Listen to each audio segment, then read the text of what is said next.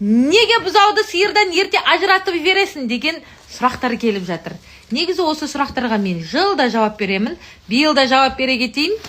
Оның 3 себебі бар, құрметті оқырмандар. Бірінші себебі сиыр бұзауы күтіп тұратын болады. Яғни саған уақытысында дер кезінде ип бермейді. Бұзауымды жібер деп тұрады да күтіп. Екінші себебі мынау бұзау сиырдың желінін бүйтіп ұрғылайды ғой басыменен. Одан кейін тістері батады желіне. Сол кезде сиыр тебеген болады, желіні ауырып қалғаннан кейін. Екінші себебі сол. Үшінші себебі бұл әлі кішкентай.